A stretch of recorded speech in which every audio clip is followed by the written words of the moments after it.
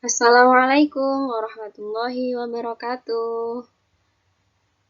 Hai teman-teman, perkenalkan nama saya Fariha Elsa Putri dari program studi Ilmu Al-Quran dan Tafsir Fakultas Usuluddin dan Pemikiran Islam UIN Sunan Kalijaga.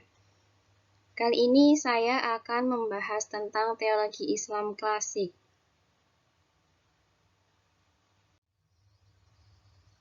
Yang mana materi yang saya akan bahas ini adalah tugas dari mata kuliah Tauhid Klasik dan Kontemporer yang diampu oleh Ibu Hasna Safarina Rosyida. Langsung saja, apa sih yang dinamakan teologi Islam itu? Nah, teologi Islam yaitu ilmu yang membahas tentang usul sebagai suatu akidah tentang keesaan Allah Subhanahu wa Ta'ala, wujud dan sifat-sifatnya, rasul-rasulnya, kitab-kitabnya, dan sebagainya yang diperkuat dengan dalil akal dan keyakinan. Nah, teologi juga membahas tentang ajaran-ajaran dasar dari suatu agama. Setiap orang ingin menyelami seluk-beluk agamanya secara mendalam.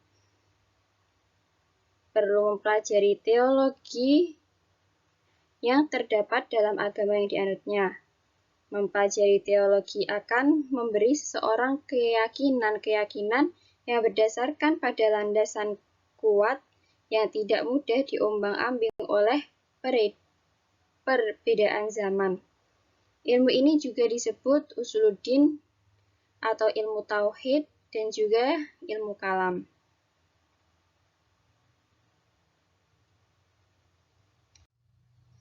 Nah, aliran-aliran tauhid Islam klasik.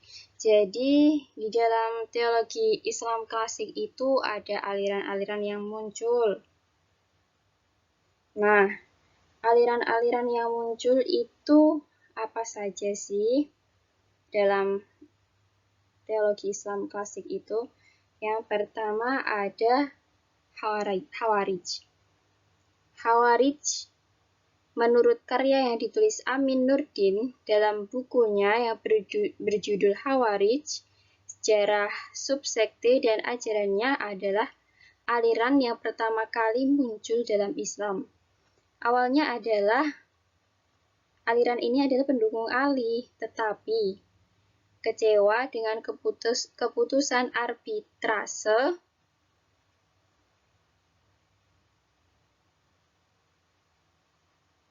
yang menganggap Ali lemah dalam menetapkan hukum yang tidak berdasarkan apa yang diturunkan Allah, sehingga berbalik kembali memusuhi Ali dan memiliki semboyan La hukma illallah, yang artinya adalah tidak ada hukum kecuali hukum Allah. Khawarij adalah salah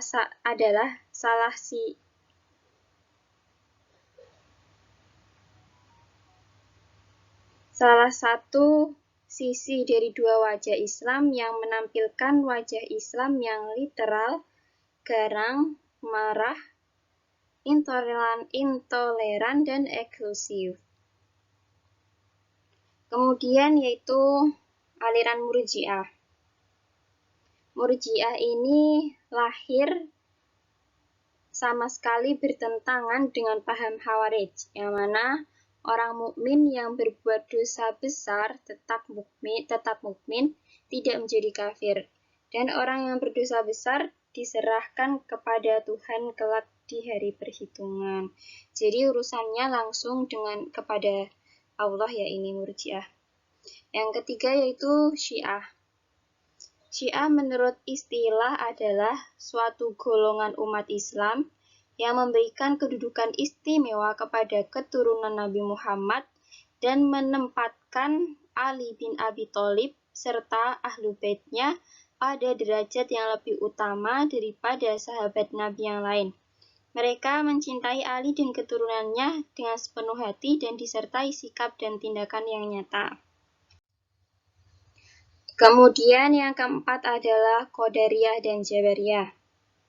Qadariyah berasal dari pengertian bahwa manusia mempunyai kudroh atau kekuatan untuk melaksanakan kehendaknya, dan bukan berasal dari pengertian bahwa manusia terpaksa tunduk pada qadar Tuhan.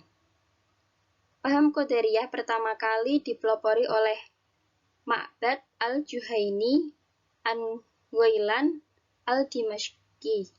Menurut Ghailan, manusia berkuasa atas perbuatannya dan manusia sendirilah yang melakukan perbuatan baik maupun jahat atas kemauan dan dayanya sendiri.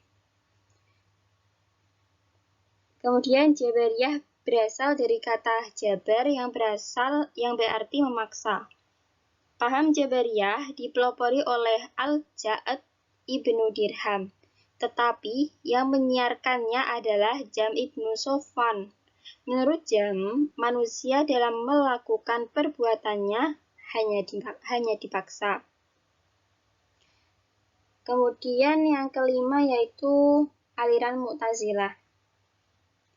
Dinamakan Mu'tazilah sebab asal mulanya Wasil dan Amru memisahkan diri dari Halaqah Hasan Basri karena adanya perbedaan pendapat antara Wasil dan Amru dengan Hasan Basri tentang hukum orang Islam yang berbuat dosa besar. Menurut Wasil dan Amru, orang Islam yang berbuat dosa besar itu bukan mukmin dan bukan pula kafir, tetapi dia berada di antara keduanya, yaitu fasik. Adapun ajaran pokok dari aliran Mu'tazilah tentang tauhid. Itu tentang tauhid atau keesaan, adil atau keadilan Allah, wa'ad dan wa'id atau janji dan ancaman, manzilatul baina manzilataini di antara dua tempat. Manzilatun baina manzilataini atau di antara dua tempat, dan amar ma'ruf dan nahi mungkar atau memerintahkan kebaikan dan melarang keburukan. Kemudian yang keenam adalah Ahlu Sunnah wal Jamaah, yaitu golongan yang berpegang teguh pada sunnah dan merupakan golongan mayoritas. Yang dimaksud dengan Ahlu Sunnah wal Jamaah adalah aliran Asy'ariyah dan Maturidiyah yang menentang ajaran-ajaran Mu'tazilah. Kemudian di dalam teologi Islam klasik juga ada warisan teologi klasik yang melahirkan potensi dua wajah Islam. Yang pertama yaitu antagonisme dua wajah. Antagonisme dua wajah menemukan rujukan historis, yakni permasalahan khilafah antara Ali bin Abi Thalib pada satu sisi dan Muawiyah pada sisi yang lain, yaitu dengan munculnya Khawarij dalam kelompok kecil sahabat. Yang kedua yaitu wajah yang mengaku perbedaan keragaman kontekstual dan senantiasa menginginkan kelembutan dan perdamaian. Wajah tersebut adalah contoh dari sikap Ali bin Abi Thalib yang toleran terhadap kelompok Muawiyah yang ingin melakukan perundingan meskipun akhirnya melakukan tipu muslihatnya dan merugikan pihak Ali.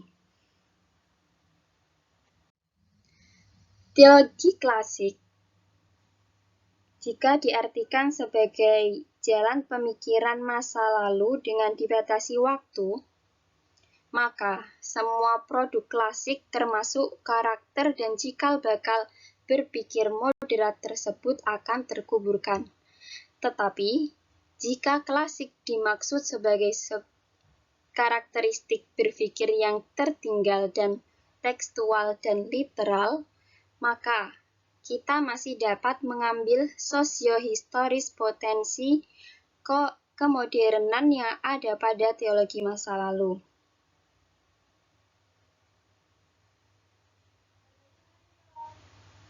Seperti ungkapan pengamat Holwat bahwa Ali adalah karakteristik Islam moderat, toleran, dan kontekstual dalam melakukan ijtihad untuk melakukan perdamaian dengan kelompok Muawiyah.